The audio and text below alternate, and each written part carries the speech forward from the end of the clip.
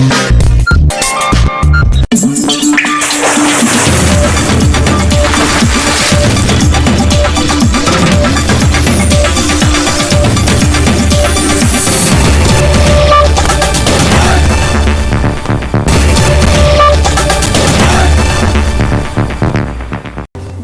जिले के कानूनविदों में आजकल भारी आक्रोश देखने को मिला।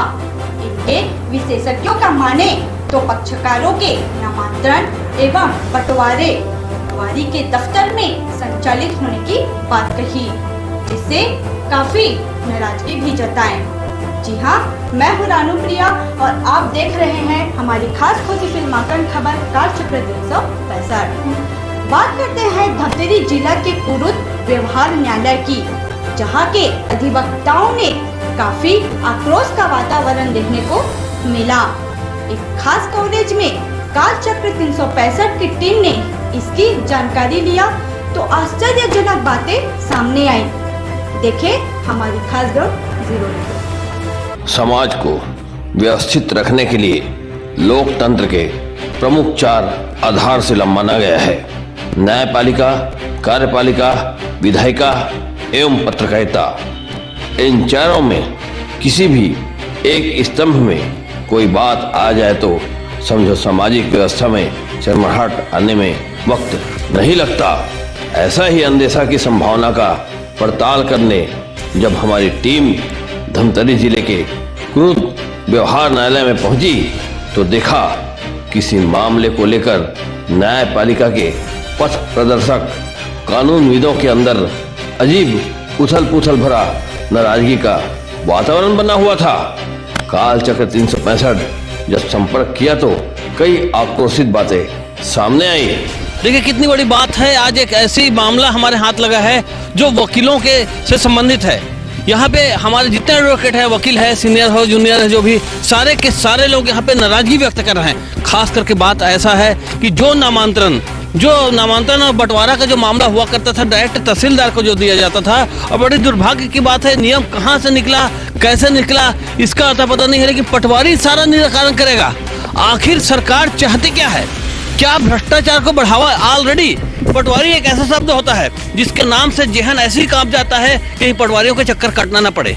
उनको निजात दिलाने के लिए न्यायपालिका में यहाँ पे वकीलों को नियुक्त किया जाता है। जो वकील जो होते हैं वो हमारे अपने पक्षकार को बिल्कुल न्याय दिलाने के लिए एड़ी चोटी एक कर देते हैं, लेकिन इन दोनों के खाइयों को पूरी तरह से भ्रष्टाचार में लपेटने की तैयारी पटवारियों को दिया जा रहा है। पुनः आखिर पटवारियों को कितना काम दिया जाएगा?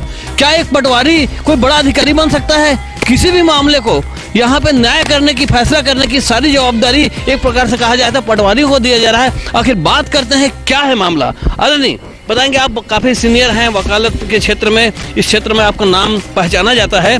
ये मामला क्या है और क्या कहना चाहते हैं? मामला ये है कि पहले जो राजस्व न्यायालय में नामांतरण का, बंटवारा का, त्रुटि सुधार का, राजस्व संबंधी जो भी त्रुटियां होती थी उसको लेकर के भू राजस्व संहिता के तहत आवेदन पत्र पक्षकार प्रस्तुत करता था और उनका प्रतिनिधित्व करते थे वकील साहब लोग। और अगर वहाँ का पीठासीन अधिकारी न्यायिक प्रक्रिया को नहीं समझता था तो हमारा जो प्रतिनिधित्व करने वाला वकील साहब होते थे वो सारी न्यायिक प्रक्रिया को भू राजस्व संहिता, साक्ष्य अधिनियम और आपका व्यवहार प्रक्रिया संहिता, हिंदू लॉ आदि आदि का उदाहरण दे करके सारी त्रुटियों को अपने पक्षकार के पक्ष में प्रदान करवाते थे।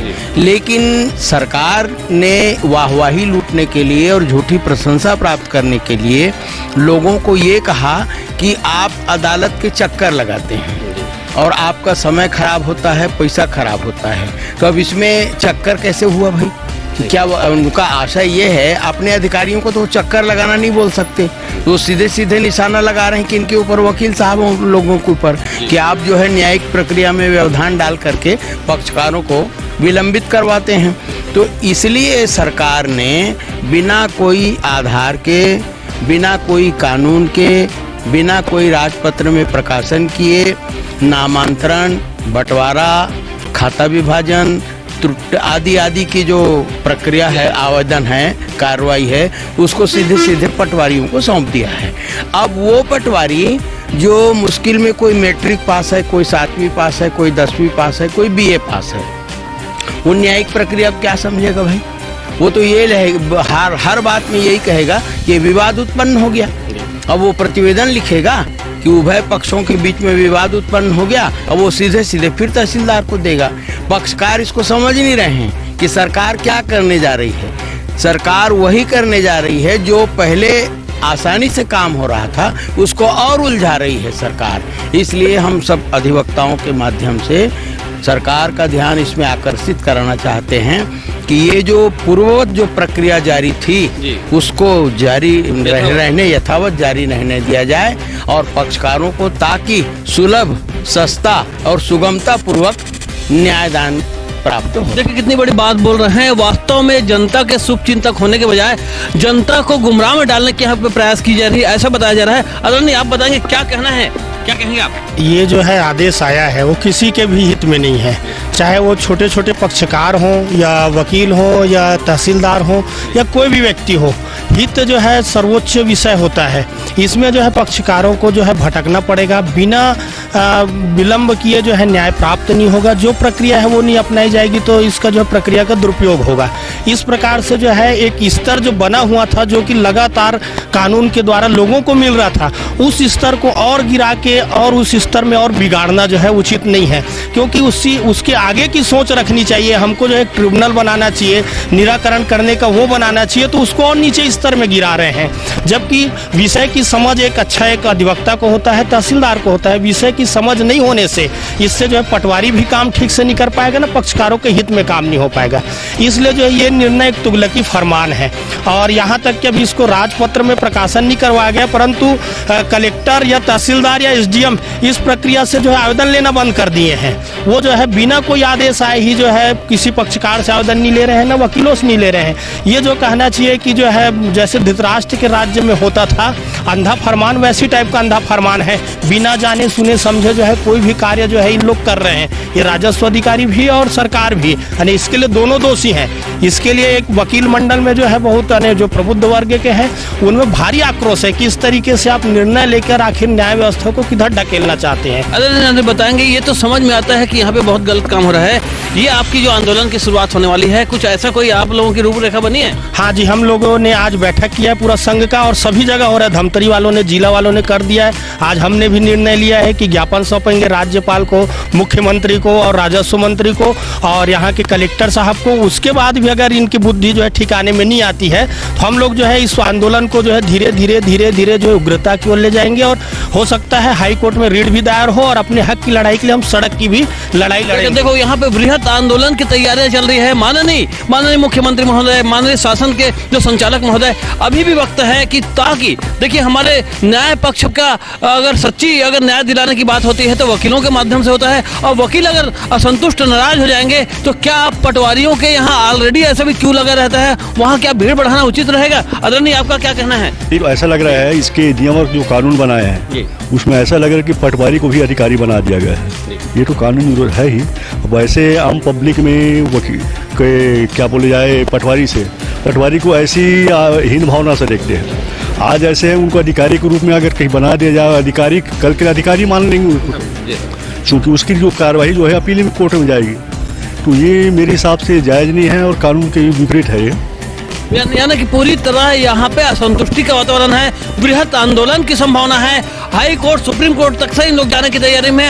आखिर इस प्रकार से तुगलकी फरमान क्यों किया गया है, देखते हैं आगे इसकी रिजल्ट क्या आती है। बातें बहुत है, काम बहुत है, लोगों में अविश्वास की स्थिति लगातार बनती जा रही है। आज न्यायपालिका में भी एक ऐसी बात आ गई है जिस पर हमारे और कुछ जूनियर वकील हैं, वो भी कुछ कहना चाहते हैं। आदरणीय, क्या कहना चाहते हैं इस व्यवस्था के बारे में? सरकार द्वारा इस व्यवस्था से पक्षकारों को इसमें बहुत परेशानी का सामना करना पड़ेगा, क्योंकि पहले पक्षकार लोग सरलता से और सही ढंग से अपने आवेदनों का निपटारा करते थे, लेकिन वर्तमान में सरकार द्वारा पटवारी के माध्यम से आवेदन लेने से उसमें भ्रष्टाचार और व्याप्त होगा।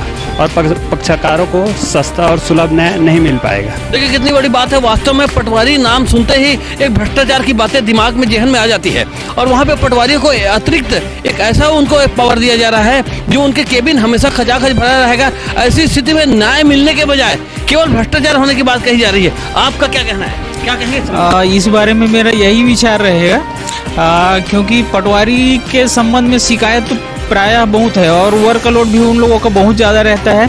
अभी जो कार्यालय जो वो बनाए हैं हर बुधवार या जिस दिन को उनका रहता है, उसमें नियमित रूप से पटवारी लोग तो बैठते ही नहीं है। इस कारण से तो जनता काफ़ी आक्रोशित तो है ही।